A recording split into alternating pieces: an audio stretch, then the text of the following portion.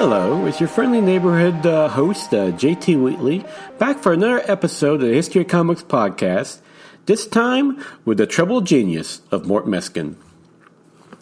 Every industry has tales of artists who have been so much greater if the only outside or internal forces hadn't got in their way. Whether it be drugs, death, or war, there are countless examples of an artist or entertainer who could have truly shaped the industry. A prime example for comic books is Mort Meskin, an early Golden Age artist who one time rivaled Jack Kirby in skill and work ethic, only for his mental problems to derail him every time he got his career on track. Despite this, Meskin managed to create classic characters like the Vigilante and Johnny Quick, along with influencing many of the greats who followed after him, from Steve Ditko to Alex Toth. However, one can only imagine what might have been. Mort Meskin's family immigrated from Kiev to New York in the early 1900s, and he was born on May 30th of 1916, with his older brother previously born in 1914. Their parents were Max and Rose Meskin. Mort was known for his climbing, and at 6 broke his leg when he fell off an icebox. He would carry the scar for his whole life, though later became a gymnast in high school. However, this accident also had an internal trauma that led to a lifelong stutter. Meskin hated school, preferring instead to go to Coney Island and reading pulp magazines like The Shadow and comic strips. He went to PS 189 and then Samuel J. Tilden High School, where he excelled at track and the gymnastic high bar. He became an art editor at his high school paper, The Tilden Topics, where he provided regular cartoons commenting on school life, sports, and so forth. After graduating high school, Mort Meskin attended the Art Student League of New York and the Pratt Institutes in Brooklyn, graduating in 1938 with a degree in pictorial illustration. After graduation, Mort Meskin joined the Eiger Studios at 41st Street and Lexington Avenue, at the time one of the most prominent packagers for comic book publishers, i.e. studios that provided stories to fill comic book magazines. At Eisner and Eiger, Meskin was the first to draw Sheena of the Jungle, though she was originally created by Will Eisner and Jerry Eiger, in Jumbo Comics #1 from Fiction House on September of 1938. Which was noted at the time for being 10.5 by 14.5 inches in size, hence the name Jumbo, along with being black and white. While this is one of his earliest professional works, Meskin was already showing his storytelling ability. Soon, Meskin had an established reputation as one of the studio's fastest and most reliable artists, something he would carry throughout most of his career. In late 1939, Mort Meskin went to work for Chesler Studios in their Harry J. Chesler at 28th Street and 5th Avenue, another comic book packager where Meskin did Dick Storm, Mr. Satan, and The Shield for Centaur, Fawcett, and Quality Comics up until 1942. He was paid $30 a week, as at the time artists were salaried over being paid per page. Meskin also became noted for his inking on his own work, a rarity considering the assembly line nature of comic book production at the time. He developed a unique technique in drawing in that, unlike other artists who usually began by sketching in pencil, Meskin would turn the graphic or non-photo blue pencil sideways and cover the entire page in tone. He would then take an eraser to etch out the shapes, exposing the white on the board. Through this, Meskin was able to compose the entire page over a panel-to-panel breakdown, and only then did he pencil each panel, accenting with Indian ink. Sometimes, to everyone's amazement, Meskin would even just start inking without even penciling.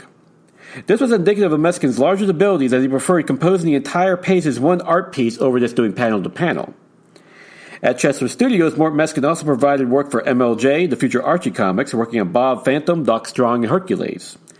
It was here that Meskin got one of his earlier admirers in young Joe Kubert, who noted Mort Meskin's shyness despite his obvious talent, such as his ability to do foreshortenings using perspective to display proper proportions, a tricky job for any artist. During this time, Meskin roomed with fellow artists Bernie Klein and Jerry Robinson, the latter whom had introduced Klein and Meskin in National Comics, the future DC, along with having co-created the Joker and Robin for Batman. At National, Meskin worked alongside another rising comic book star and none other than Jack Kirby, and even managed to match him in speed. The two even raced at one point, where Robinson noted that Meskin was the more careful artist of the two. These friendly competitions aside, Meskin co-created the Vigilante at National Comics with writer-editor Mort Weisinger in Action Comics number 42. With this comic, Mort Meskin signed his name Mort Morton Jr. With the alter ego of Greg Sanders, this version of the Vigilante was originally a Western-garbed hero who operated in modern times and has appeared in DC Comics ever since, including many adaptations. Most notably, the character was voiced by Nathan Fillion in the classic Justice League Unlimited animated series of the early 2000s. Mort Meskin would next co-create Johnny Quick with writer-editor Mort Weisinger, DC's second speedster after The Flash, in More Fun Comics number 71 of September of 1941, and was meant to be a direct contrast to the Vigilante, the Western hero being more moody while Quick appeared to be having a good time. This hero is Johnny Chambers, a newsreel photographer who, after reciting an ancient equation, 3x297YZ4A, that was inscribed on the pharaoh's tomb, he gained super speed using his new abilities to become a masked crime fighter. Carmen Infantino would later cite Meskin's Johnny Quick as a chief influence when he created Barry Allen's The Flash years later, especially how he had Johnny Quick appear in multiple places at once on the page to display his speed skills. The pencilers for The Flash did it by just using blurry speed lines.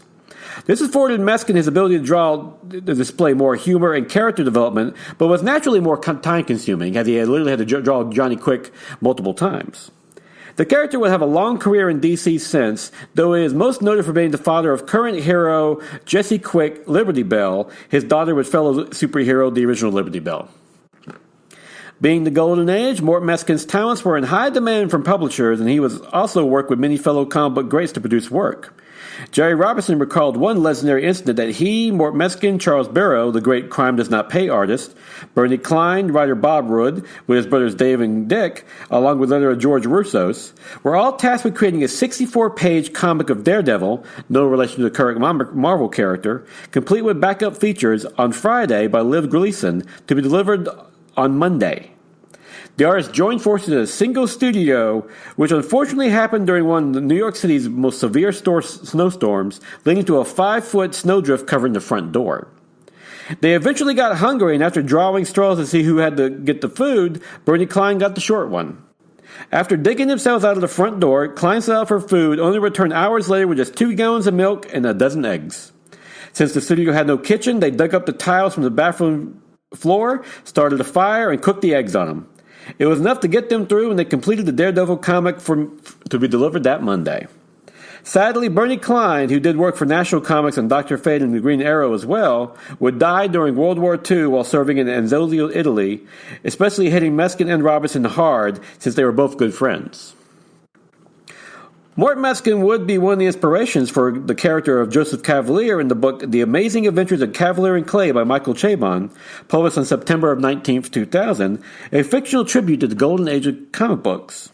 One note from the book was how Mort Meskin, like many comic book artists, were inspired by the film Citizen Kane by Orson Welles, which was released in 1941, in which Meskin reportedly saw it at least 15 times. There was apparently a contest among comic book artists over who saw it the most. Citizen Kane, which was inspired by the real-life William Randolph Hearst, the legendary newspaper publisher who helped popularize comic strips, would influence artists like Meskin, having them show panels at different angles along with deep shadows. Meskin also started to focus more on the page as a whole, employing circular and oddly shaped panels to insinuate the storytelling. However, Meskin was having trouble meeting deadlines, so National Comics editor Whitney Ellsworth had a 16-year-old Joe Kubert help by inking so Meskin could concentrate on penciling.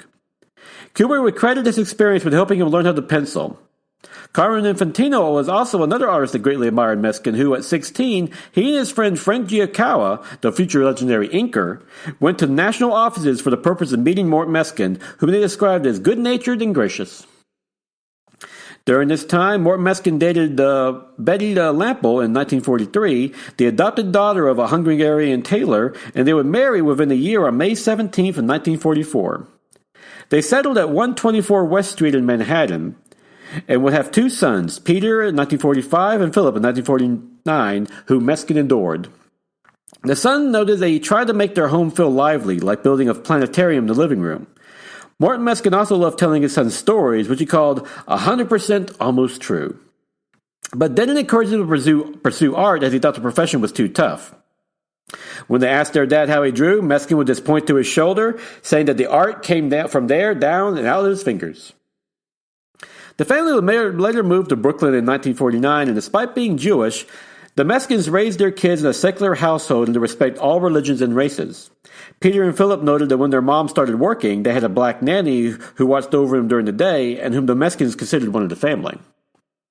All this occurred while Mort Meskin was maintaining a tight schedule, sometimes working 7 days a week and into the night due to constant pressure to meet deadlines. Another artist who inspired by Mort Meskin was Alex Toff, who credited Meskin as a master storyteller and started working at National Comics in 1947 after graduating from the High School of Industrial Arts. Toff would credit Mort Meskin with breaking all the rules and setting his own, packing pages with 12 dynamic panels sometimes. Toff even tried to imitate Meskin's method of drawing in reverse, but took years to do so. Nevertheless, Toff learned a lot along the way, which he also credited to Mort Meskin. From 1944 to 1946, Mort Meskin and Jerry Robinson teamed together to start Spark Publications, which was established and owned by Ken Grosson, the writer and creator of the popular pulp hero The Green Llama.